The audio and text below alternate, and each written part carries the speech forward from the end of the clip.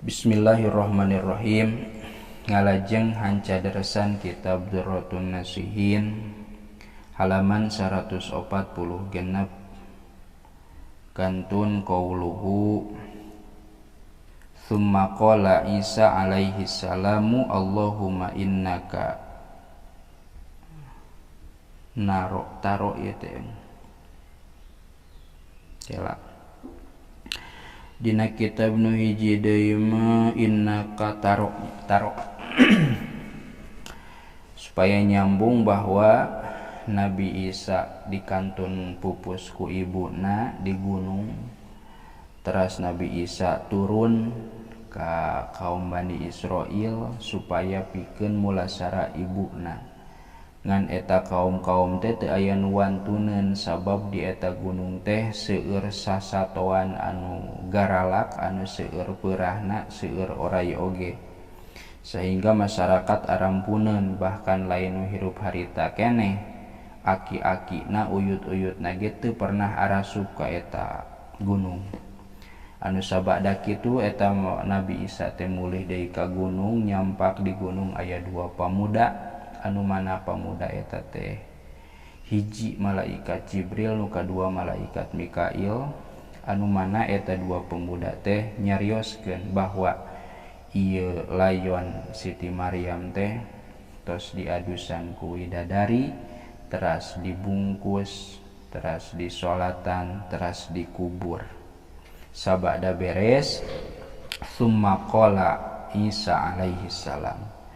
Tsumma teras ngadawuh saha Isa, Nabi Isa alaihi salam, kana lafad Allahumma innaka taro makani, takantun eta Allahumma ya Allah innaka saestuna Gusti taro eta ningali Gusti makani kana tempat kami, wa tasma'u sareng nguping Gusti kalami kana cariosan kami, wala yakhfa sareng henteu samar deui alaika ka Gusti naon sayun hiji perkara, min amri nyatana tina urusan kami, fa inna ummi maka saestuna indung kami, matat eta parantos maot itu ummi, walam ashad bari henteu nyaksian kami ha ka itu ummi inda wafatiha dina nalika wafatna itu ummi, fa'dzan maka muga ngidzinan Gusti laha ka itu ummi,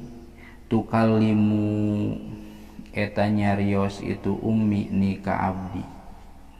Nabi Isa unjukan ka Allah anu intina nyuhunkeun ibuna nyarios ka eta Nabi Isa dina nalika eta ibuna teh tos pupus. Sabada kitu fa'auhallahu ta'ala ilaihi, fa'auha teras ngawahyukeun saha Allah Ta'ala ilaihi ka itu Nabi Isa kana lafad inni qad adzintu laha, inni saestuna kami qad adzintu eta nyata ngidzinan kami laha ka itu Siti Maryam, pajaa maka sumping saha Isa Nabi Isa alaihi salam, wa waqafa sareng ngadeg itu Nabi Isa ala qabriha di luhureun pakuburanana itu Nabi Isa, panada maka ngagero itu Nabi Isa ha ka itu Siti Maryam bisautin kalawan sora hazinin anu sedih, ngagero kana lafad assalamu alayki ya ummah, assalamu ari kasalamatan alaiki eta muga tetep ka anjeun ya ummah he ibu. Fa ajabat maka ngajawab itu Siti Maryam hu ka itu Nabi Isa minal qabri ti jero kubur, ngajawab kana lafad ya habibi ya qurrata aini, ya habibi he kadedeh kami, ya qurrata aini he kabungahan panon kami. Qala ngadawuh itu Nabi Isa laha ka itu Siti Maryam, ya ummah kana lafad ya ummah, ya ummah he ibu, kaifa wajadti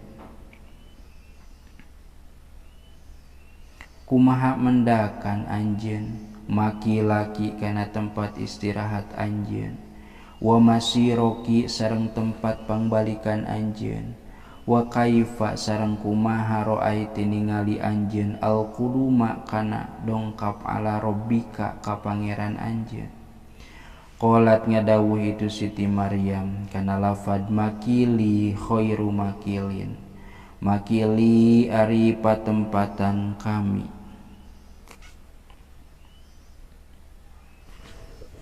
Makil teh naon tempat qailullah.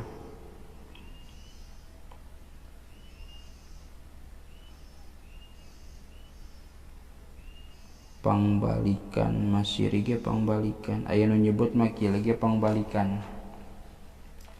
Makili ari tempat kami, aya nu nyebut tempat pangbalikan, aya nu nyebut tempat qailullah. Khairu makilin eta pangalus-alusna tempat, wa masiri sareng ari tempat pangbalikan kami, khairu masirin eta pangalus-alusna tempat pangbalikan. Qadimtu datang kami ala rabbika pangeran kami, fawajadtu maka mapagkeun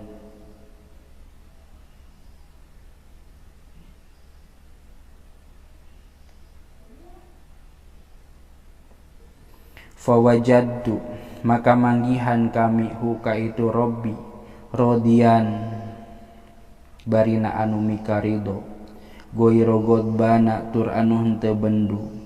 Qala ngadawuh itu Nabi Isa kana lafad ya ummah he ibu, kaifa wajadti kumaha manggihan anjeun alamal mauti kana nyerina maut.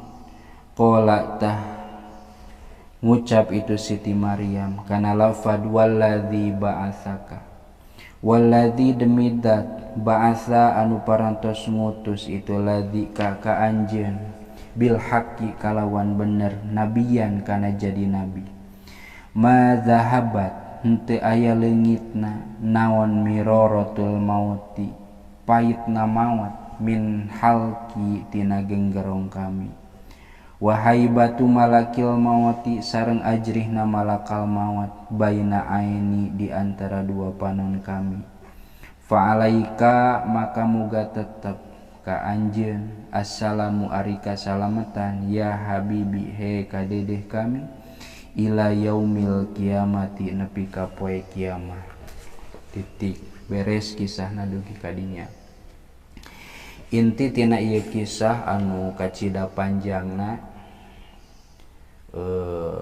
bahwa ngaran-ngaran miraratul maut, ngaran-ngaran nyerina maut eta teh hiji ka nyeri anu mana ka nyeri eta mual pernah kaalaman, eta ka nyeri kajaba ka nyeri anu eta. Termasuk dina ieu kawal mah Siti Maryam nyalira jalmi anu solehah tetep nandangan ka nyeri nganandangan kapait anu mana kapait eta teh can kapendak nujuju menengna. Atuh lamun kitu mah komo urangnya, makana keur urang persiapkeun pikeun maut, ibadah sing khusyuk, ibadah ka Allah ulah dilalawurakeun. Kasararea we termasuk kasim kuring oge sami. Titik.